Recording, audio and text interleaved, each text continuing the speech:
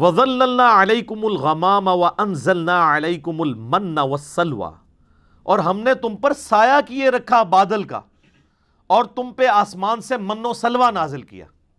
کیا لاڈلی امت تھی جی۔ صحرائے سینا میں ہزاروں کلومیٹر کا سفر کرنا ہے، نہ کوئی پیڑ ہے نہ کوئی بلڈنگ ہے کہ جس کے نیچے وہ سستا سکیں۔ 6 لاکھ کا لشکر ہے، 12 قبائل کا، 50 ہزار کے آلموسٹ۔ تو اللہ تعالیٰ نے اسپیشل پروٹوکول دیا وقت کے پیغمبر کی موجودگی کی برکت سے کہ یہ پورا قافلہ جو ریگستان میں ٹریول کرتا تھا تو ایک بہت بڑا بادل جو ہے نا مسلسل سایہ کرتا تھا ان کے اوپر، چھتری ساتھ ساتھ چلتی تھی۔ لیکن دیکھ لیں کیا بات ہے، بات تو بہت بڑی ہے، منی ایک بھی نہیں انہوں نے اللہ دی، جو کچھ بھی ہے تیرے محبوب کی امت سے۔ سر بات یہ ہے، ایویں تو اللہ تعالیٰ کو غصہ نہیں ہے ان کے اوپر، یہ آگے دیکھیں گے ایک ایک غلطی گنوائی جائے گی ان کی، پھر اللہ تعالیٰ اپنے عذاب کے کوڑے گنوائے گا کہ تم نے یہ کیا تو ہم نے تمہارے ساتھ یہ کیا، تم نے یہ کیا تو ہم نے تمہارے ساتھ یہ کیا۔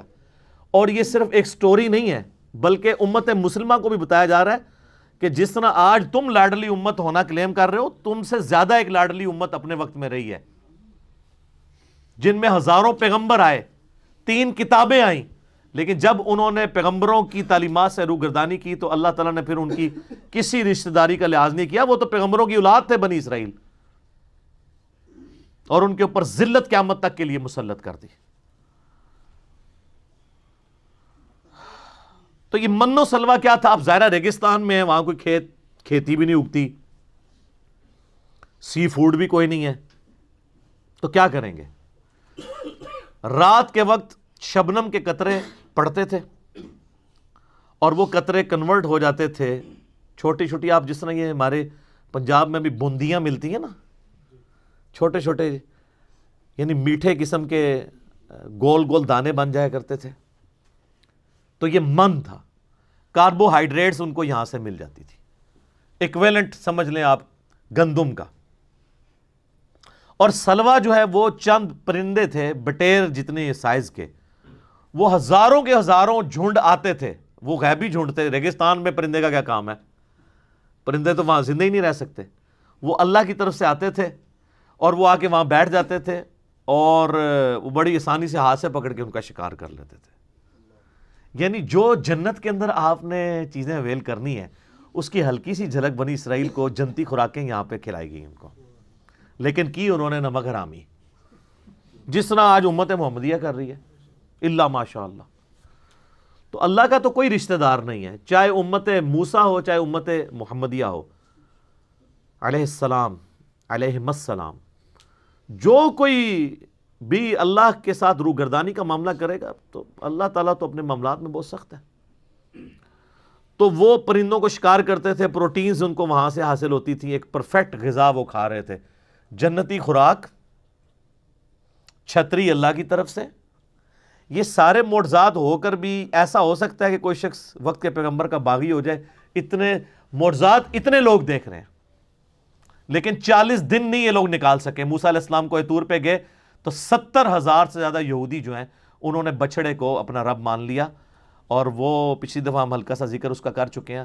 اور پھر ان کی سزا قتل مرتد کی سزا، ہر قبیلے نے اپنے رسپیکٹیو لوگوں کو قتل کیا، ایک دن میں پرجنگ ہوئی، 70,000 یہودی ایک دن میں قتل ہوئے۔ تو اللہ نے کہا ان کی اب توبہ قبول ہی اس وقت ہوگی جب یہ اپنے آپ کو قتل کروائیں گے۔ ہاں ویسے کہتے رہے 70 ماؤں سے زیادہ پیار کرنے والا ہے، یہ ماں کی مثال اللہ کے لیے بیان نہ کریں۔ اللہ جذبات سے مغلوب نہیں ہوتا، اللہ کے کوئی احساسات نہیں ہے کہ آپ اسے ماں کے اوپر قیاس کریں۔ کلوا من طیبات ما رزقناکم، کھاؤ اس پاکیزہ رزق میں سے جو ہم نے تمہیں دیا، من و سلوہ کھاؤ، جنتی خوراکاں۔ سر من دوستو جنتی خوراک مل رہی ہے، کوئی کسی کو کوئی مزدوری نہیں کرنی پڑ رہی، پوائنٹ ٹو بی نوٹڈ، کوئی سروسز نہیں دینی پڑ رہی، گھر بیٹھے کھا رہے ہیں، جس طرح ہمارے یہاں زیادہ تر لوگ گھر بیٹھ کے کھا رہے ہیں، پیسہ جو ہے وہ انگلینڈ سے آ رہا ہے اور امریکہ سے ریمیٹنس کی شکل میں۔ ان ایریاز کے لوگ جو ہیں، جہلم کے، گجرات کے، میرپور کے، تو یہ تو ریمیٹنس اللہ کی طرف سے آ رہے تھے ان کو، اور جا کے منی ایکسچینج بھی نہیں کرانی پڑتی تھی، اور کسی کی منت بھی نہیں مارنی پڑتی تھی، اٹھو اپنے خیموں سے نکلو، خیمے کے باہر جتنا ہے وہ تمہارا ہے، نہ کوئی دانہ اگانا پڑنا ہے، نہ پانی دینا پڑنے ہے، نہ آپ کو کوئی فصل اگانی پڑنی ہے، نہ ٹینشن ہے کہ بارش ہوگی کہ نہیں ہوگی، نہیں، جنتی خوراک آ رہی غیبی اللہ تعالیٰ کی طرف سے، کھاؤ اللہ کے رزق میں سے۔ وما ظلمونا ولکن كانوا انفسهم یظلمون، ہم نے ان پر کوئی ظلم نہیں کیا تھا بلکہ انہوں نے خود ہی اپنی جانوں پر ظلم کیا۔ کیا سوز و گداز چھپا ہوا ہے جی اس جملے کے اندر؟ اللہ کہتا ہے میں نے تو کوئی کسر نہیں اٹھا رکھی، میں نے تو اتنے لاڈ کیے ان کے ساتھ، ہم نے کوئی ظلم نہیں کیا، ہم جو کر سکتے تھے کیا، لیکن انہوں نے اپنی جانوں پہ ظلم کیا، ہمارے ساتھ غداری کی۔ سر اس میں یہ جب قرآن نازل ہو رہا تھا نا، صحابہ کرام تو شاید اس انٹینسٹی کو نہ سمجھ سکتے، آج 1400 سال بعد ہم اس درد کو جس طرح سمجھ سکتے ہیں نا کہ اس وقت یہ آیات نازل ہوئی ہیں، انہوں نے تو سوچا بھی نہیں ہوگا، بلکہ بخاری مسلم میں آپ کو درجنوں احادیث ملیں گی کہ صحابہ کرام جب کبھی کوئی مشکل وقت آتا تھا حضور کو بنی اسرائیل کی مثال دیا کرتے تھے، یا رسول اللہ ہم موسیٰ کے ساتھی نہیں ہیں، ہم آپ کے ساتھی ہیں، ہم آپ کو اکیلا نہیں چھوڑیں گے۔ لیکن ان بیچاروں کو کیا پتا تھا کہ بعد والی امت کیا کرے گی۔ آج ہم 1400 سال ہسٹری میں دیکھ سکتے ہیں کہ اس امت نے اپنے نبی کے ساتھ غداری کی، اپنے رب کے ساتھ غداری کی، اپنے دین کے ساتھ غداری کی۔ تو اللہ کہتا ہے ہم نے تو کسی پہ ظلم نہیں کیا تھا، انہوں نے خود ہی اپنی جانوں پر ظلم کیا، یعنی انہوں نے خود ایسے اعمال کیے کہ ہمارے عذاب کا کوڑا ان پر برسا اور اللہ تعالیٰ نے ان کے اوپر لعنت فرمائی۔ وَإِذْ قُلْنَا ادْخُلُوا هَٰذِهِ الْقَرْيَةَ، اور جب ہم نے ان کو حکم دیا تھا کہ دیکھنا اس شہر میں جب داخل ہو، فَكُلُوا مِنْهَا حَيْثُ شِئْتُمْ رَغَدًا، تو جو چاہو کھاؤ، جتنا چاہو، یعنی حلال میں سے، لیکن ایک شرط کے ساتھ، وَادْخُلُوا الْبَابَ سُجَّدًا، دیکھنا جب تم شہر کے مین دروازے سے داخل ہو تو پہلے اللہ کو سجدہ کرنا، شکر ادا کرنا کہ وہ اللہ جس اللہ نے تمہیں اتنے عرصے کے بعد، آلموسٹ 1500 سال کے بعد ملک شام دوبارہ عطا کیا، کیونکہ آپ کو پتہ ہے بنی اسرائیل ابراہیم علیہ السلام کی اولاد تھے، چونکہ حضرت یوسف علیہ السلام بنی اسرائیل کو شفٹ کر چکے تھے مصر میں، تو 1500 سال بعد مصر میں آپ کو پتہ ہے کہ ان کی نیشنل موومنٹ کامیاب ہوئی اور وہاں کے لوگ حکمران بنے اور بنی اسرائیل جو ہیں وہ محکوم ہو گئے۔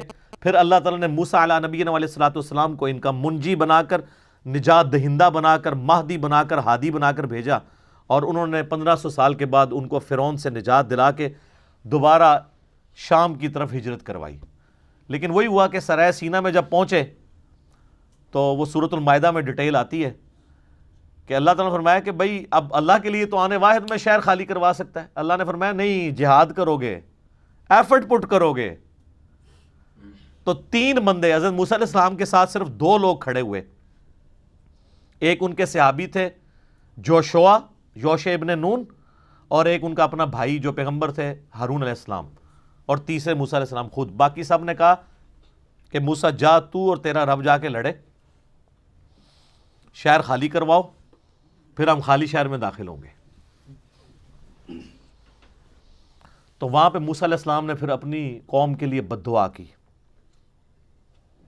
اور اس بد دعا کا نتیجہ یہ نکلا کہ 40 سال تک بنی اسرائیل صحرائے سینا میں بھٹکتے رہے۔ سورۃ المائدہ میں اس کا ذکر آئے گا، ان کو راستہ نہیں ملا، حالانکہ وہ 1 مہینے سے زیادہ مسافت نہیں تھی شام پہنچنے کے لیے، لیکن جب اللہ تعالیٰ نے راستہ گم کر دیا 40 سال تک وہ راستہ ہی ڈھونڈتے رہے۔ انہی 40 سالوں میں موسیٰ علیہ السلام فوت ہو گئے، پہلے ہارون علیہ السلام فوت ہوئے، پھر موسیٰ علیہ السلام فوت ہوئے، اور جب موسیٰ علیہ السلام فوت ہونے لگے تو ان کے صحابی یوشع ابن نون کو اللہ تعالیٰ نے پیغمبر بنا دیا، تو انہوں نے اپنے بعد ان کو خلیفے کے طور پر چھوڑا، پیغمبر بھی پلس ان کا سکسیسر بھی، اور اس پورے وقت میں 40 سال گزر گئے۔ ان 40 سالوں کے اندر جو نئی پود وہاں پر پل بڑھ کر جوان ہوئی، انہوں نے ریگستان کا ٹف ماحول بھی دیکھا ہوا تھا، اپنے بزرگوں کی کارستانیاں بھی ان کو پتہ تھی کہ یہ جو ہم مصیبت کاٹ رہے ہیں اپنے بابوں کی وجہ سے کاٹ رہے ہیں، جس طرح آپ لوگ سارے کاٹ رہے ہیں، تو میں پھر کیوں نہ کہوں کہ مرنے سے پہلے اے مسلمان کر لے اس پہ غور، کتابوں کا خدا اور ہے، بابوں کا خدا اور۔ انہوں نے کہا کتاب میں تو حکم تھا پیغمبر کی پیروی کا، ہمارے بابوں نے وقت کے پیغمبر کی موجودگی میں نافرمانی کی اور مصیبت ہم کاٹ رہے ہیں. تو انہوں نے وقت کے پیغمبر سے ریکویسٹ کی، یوشع ابن نون سے، کہ ساڈے بزرگ تے سارے انجی سن، ہم تیار ہیں جہاد کے لیے، آپ قدم بڑھائیں، ہم آپ کے ساتھ ہیں. تو پھر یہ نئی پود، ینگ جنریشن،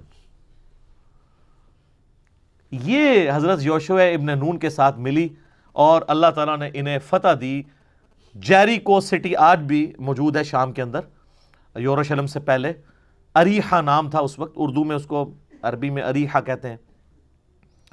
وہ شہر فتح کیا. تو اس وقت پھر وقت کے پیغمبر کو یہ وحی کی گئی کہ ان کو کہنا کہ اللہ تعالیٰ نے تمہیں 1500 سال کے بعد آلموسٹ دوبارہ اپنا آبائی وطن عطا کیا ہے. تو اس کا تقاضا یہ ہے کہ جب شہر کے دروازے سے داخل ہو، کیونکہ آپ کو پتہ ہے قلعوں کی فارم میں شہر ہوتے تھے، ایک مرکزی دروازہ ہوتا تھا، تو سب لوگ سجدہ کرو اور حتتن حتتن کہتے جانا کہ اللہ ہماری غلطیوں کو معاف کر دے. ہماری کیا، ہمارے بزرگوں کی غلطیاں، ان بیچاروں نے تو پھر بھی ایفرٹ پٹ کی تھی. یا اللہ سانو بھی بخش دے، ساڑھے بزرگوں بھی بخش دے. لیکن آپ کو پتہ ہے کہ ایک جب انسان خوشی کے عالم میں ہوتا ہے تو اس وقت اس کا دماغ کسی اور سٹیٹ میں ہوتا ہے. تو یہ بڑے جگت باز لوگ تھے، الفاظ کو بگاڑا کرتے تھے، مذاق کیا کرتے تھے. تو انہوں نے حنتتن حنتتن کہنا شروع کر دیا کہ ہمیں گندم چاہیے، ہمیں گندم چاہیے. جنتی خوراکیں کھا رہے تھے، کہتے ہیں نہیں ہم یہ ٹیسٹ بھر چکا ہے ہمارا، وہ آگے آ جائے گا کہ ہمیں کوئی پیاز مل جائے، گندم مل جائے، ککڑی مل جائے، اس طرح کی زمین کی سبزی ہم نے ترکاریاں کھانی ہیں. تنگ آ گئے ہم یہ کھا کھا کے. یہ کڑائی گوشت نہیں اب کھانا، ہمیں کوئی دال دیں، کوئی سبزی دیں. تو حنتتن کہنا شروع کر دیا. اس کا ذکر آ رہا ہے کہ ہم نے کہا تھا وَادْخُلُوا الْبَابَ سُجَّدًا، دیکھنا دروازے سے داخل ہوتے وقت سجدہ کرنا. وَقُولُوا حِطَّةٌ نَغْفِرْ لَكُمْ، اور حِطَّةٌ کہتے جانا ہم تمہارے گناہوں کو بخش دیں گے، خطاياكم تمہاری غلطیوں کو. وَسَنَزِيدُ الْمُحْسِنِينَ، اور ہم نیکوکاروں کو، احسان کی روش اختیار کرنے والوں کو مزید دیتے ہیں. فَبَدَّلَ الَّذِينَ ظَلَمُوا قَوْلًا غَيْرَ الَّذِي قِيلَ لَهُمْ، لیکن ان ظالموں نے اس قول کو دوسرے قول سے بدل دیا. جس قول کا کہا گیا تھا حتتن کی بجائے انہوں نے حنتتن کہا. صحیح بخاری میں اس کانٹیکسٹ میں حدیث ہے کہ انہوں نے حنتتن کا لفظ استعمال کیا. لو جی سر، پہلا یونیورسل ٹروتھ آ رہا ہے کہ جب انہوں نے یہ روگردانی کی تو اللہ تعالیٰ کی طرف سے عذاب کا کوڑا ان پر برسا.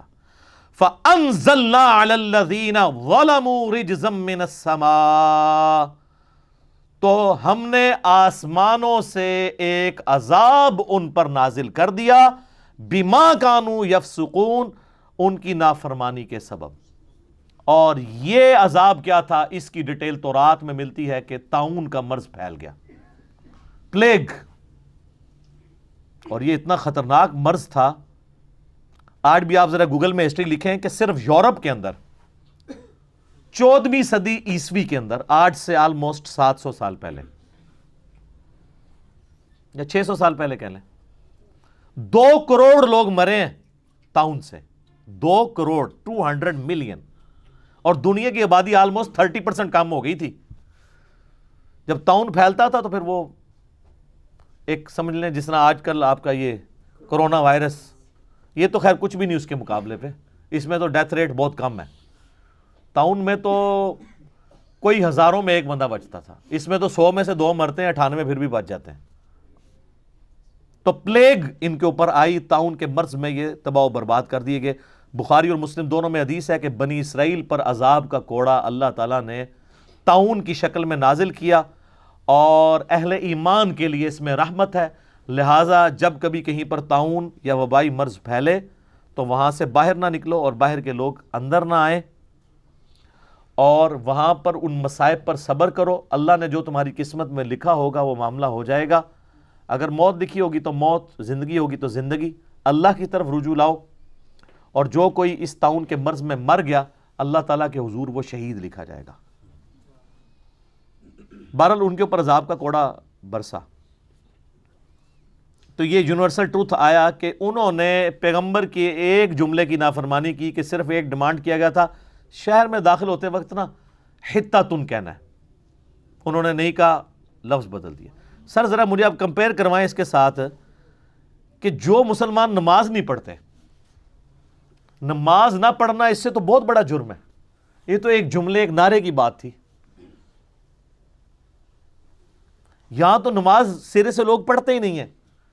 صحیح مسلم میں 246 نمبر حدیث ہے انٹرنیشنل نمبرنگ کے مطابق کہ بندے کے ایمان اور شرک، کفر اور ایمان کے درمیان فرق نماز ہے۔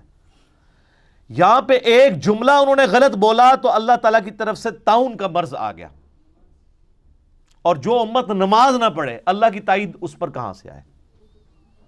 حتیٰ کہ سنن ابن ماجہ میں صحیح سند کے ساتھ حدیث ہے کہ جب میری امت میں اعلانیہ فحاشی ہوگی تو اللہ تعالیٰ ان کے اوپر طاعون اور اس قسم کے امراض بھیج دے گا جو پہلے کسی نے نہ دیکھے نہ سنے۔ تو یہ صرف یونیورسل ٹروتھ بنی اسرائیل کے لیے نہیں ہے، اس امت کے لیے بھی ہے۔